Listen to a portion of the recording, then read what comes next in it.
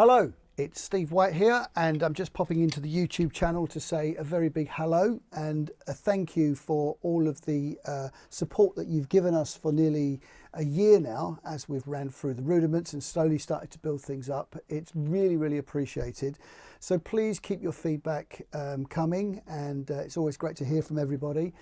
And just wanted to give you a quick update. Obviously, a major story is this global pandemic of COVID that has been affecting so many people in such a tragic way. Well, hopefully we're beginning to get back to some kind of normality. It's been so disruptive for musicians, myself included. I've equipped my basic home practice room to be a general purpose practice studio, upgraded the Wi-Fi, the internet here so that I can record. And I've been teaching. I've not been doing too much online because I've been looking after my Trinity and Goldsmith students and making sure that they've had plenty of study material. I've generally found some things work better than others. Things like the Charlie Wilcoxon and Joe Morello Master Studies and George Lawrence Stone Stick Control, Alan Dawson Rudimental Ritual are absolutely perfect for this time when you've got maybe extra time on your hands to practice and to work on that hand development that these books really require you to do with lots of time and effort. So that's been positive, and that's gone down really well. What else? I've been recording some drums here for a TV project that's coming out later in the year with Chris Haig and Joel White, Haig and White. So that's been cool. We've just been cracking on really and looking forward to better times. But obviously still drumming. Here I am in my practice room, as I say, and today I'm just kind of recording via a Yamaha EAD, which has been a really invaluable little machine in terms of the teaching, filming into a Zoom Q2 camera and just putting everything into Logic so that you can hear what I'm doing. So it's just kind of lo-fi, it's a little bit of fun, but I wanted to share a couple of little ideas while we're waiting for our lives to all trying to get back to some kind of normality. So the first thing I want to do is look at one of my favorite rudiments. We got to the point where we were playing a lot of these things on snare drum, which is absolutely fantastic, but now, bit of fun, I want to try to sort of put them around the drum kit. So the rudiment that I want to look at today is the Paradiddle diddle. Right, left, left if you lead with the right hand, left, right, right if you lead with the left hand. So generally I would play this with a 16th note kind of feel. If I play a bass drum,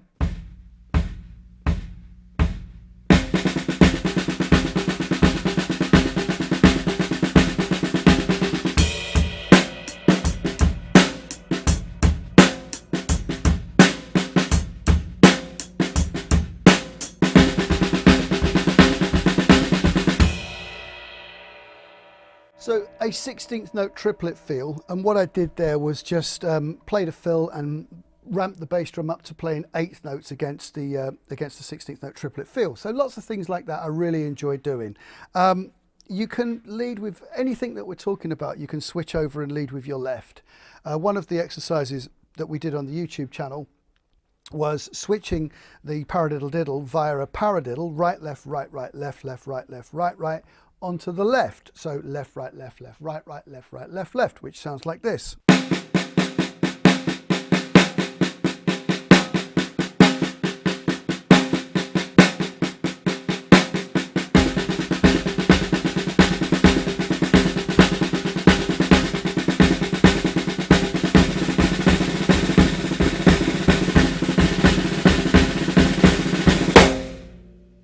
And that's a really nice little pattern to do. So I'm going to kind of talk about development and developing ideas. You know my style. I take sort of very basic things and try to make them a little more elaborate and just kind of playing through different variations to make things a little more interesting for my vocabulary. So taking something like the Paradiddle diddle,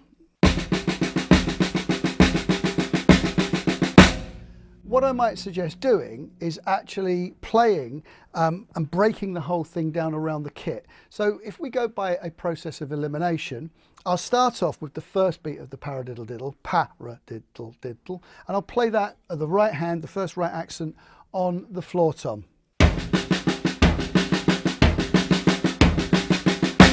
And then I might play it on the rack tom. Then I might move between the two toms.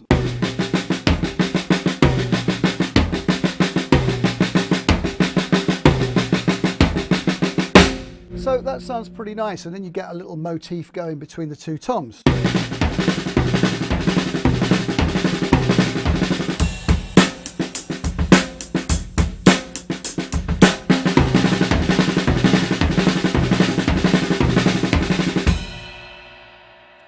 So that kind of thing. And if you expand that out a little, you could go to the second note of the paradiddle diddle, right, left. And that's kind of a little more awkward, but you go up onto the off, like an offbeat kind of feel. So if I start off on the snare drum, and it's the second beat of the paradiddle diddle, it sounds like this.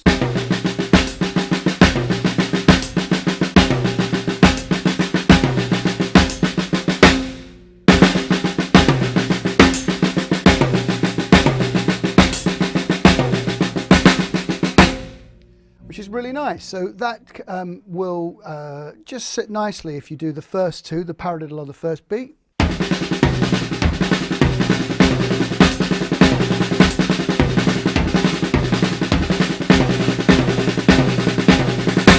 So that's the paradiddle diddle, and it's the first two accents. I said paradiddle earlier, so I apologise about that. It's paradiddle diddle. Then you could look at the third and fourth, right, left, right, right, left, left.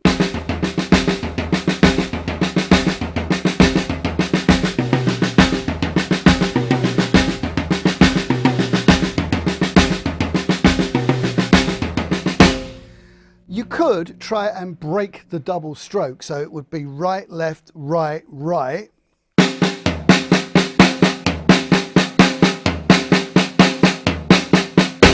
But broken doubles are actually quite difficult to actually execute, so I just tend to go with both strokes being played on a different sound source.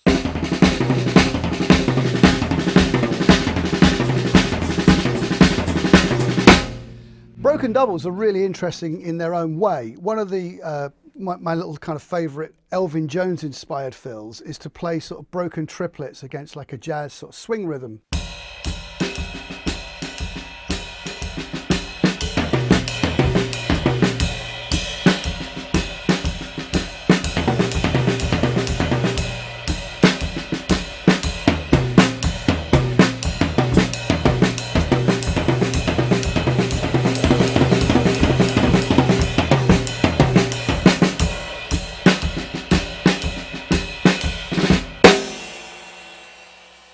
So that's a kind of a nice way to break the double up, playing it from the ride cymbal to the floor tom and the rack tom to the snare drum. It sounds really nice, so I digress.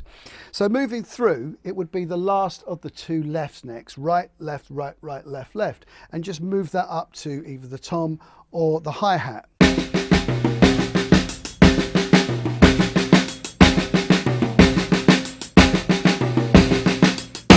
So we're building up a few variations. First beat, second beat, third and fourth beat. We've got the last two beats, the fifth and sixth beat. Put them all together.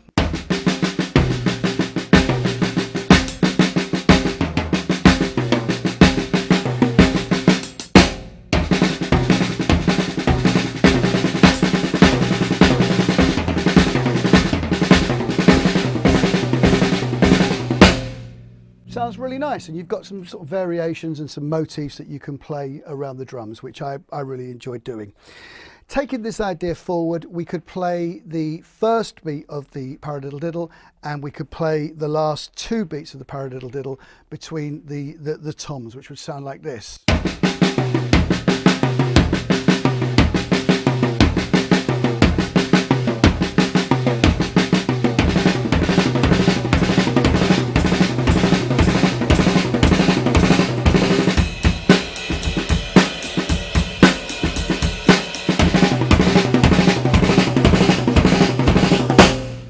Which I think is a really nice kind of rolling fill. I use that one quite a lot.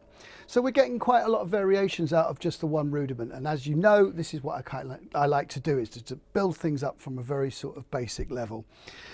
So we could play all of the right hands on the toms, so right, left, right, right, left, left, right, left, right, right, left, left, which kind of sounds really nice when you do it in a fill situation.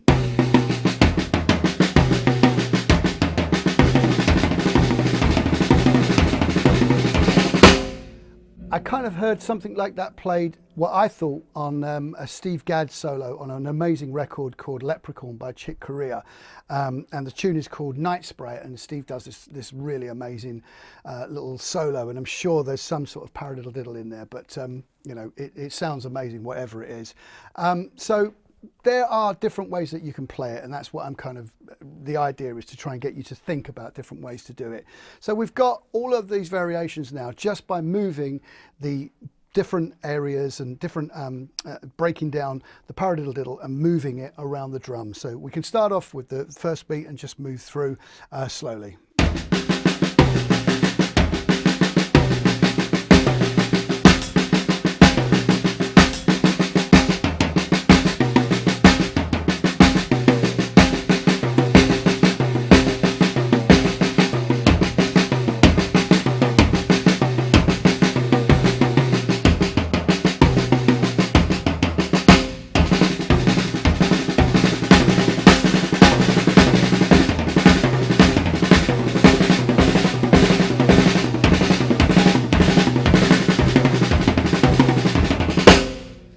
Which I think sounds nice, and you've got kind of lots of options. You can use it in a kind of a solo situation.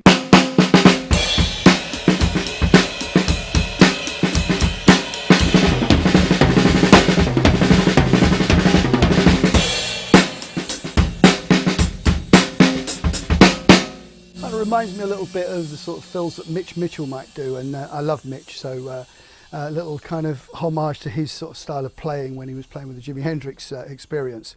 So yeah, you can do that. Another thing that I like to do with the paradiddle diddles is to change the meter. So I might start off with 16th note triplets, which is the obvious one.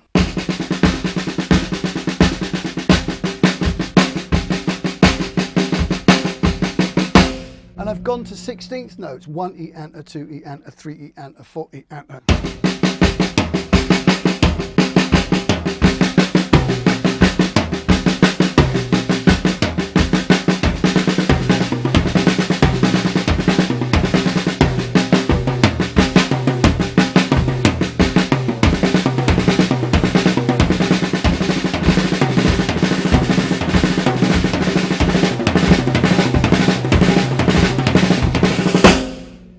And then I took it up into 32nd notes, which is also a really nice thing to do across the beat. It sounds really intense if you can kind of get the tempo up.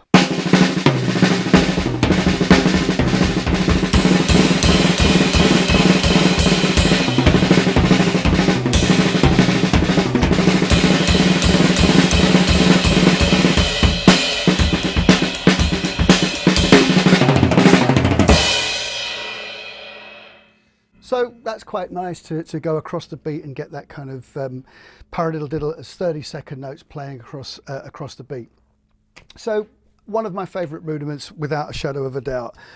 Makes a really nice shuffle, a really nice sort of gentle kind of shuffle. If you play the hi-hat on the right hand on the hi-hat and bring it across to the snare drum.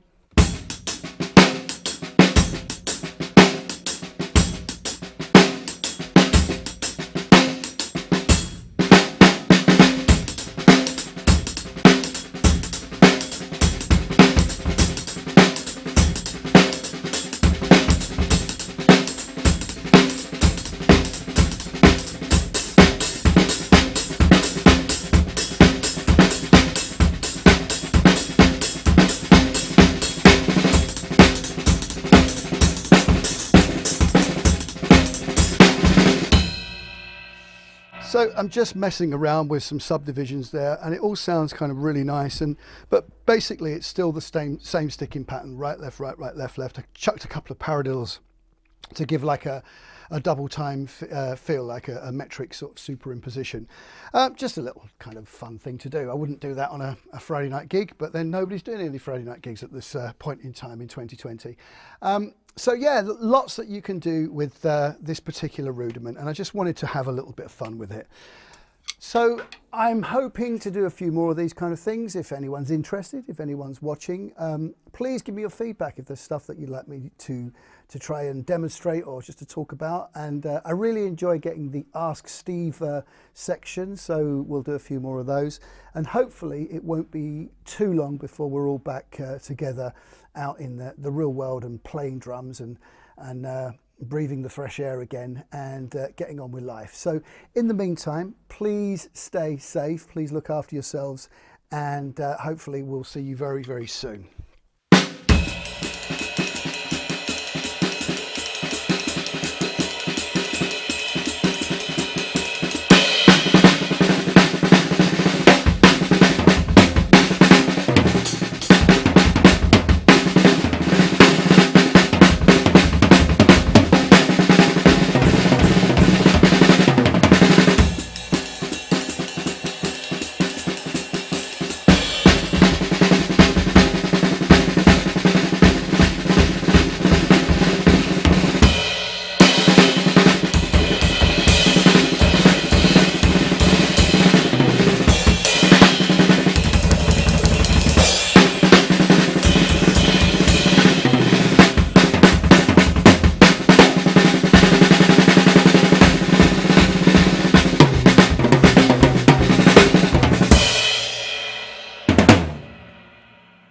See you soon.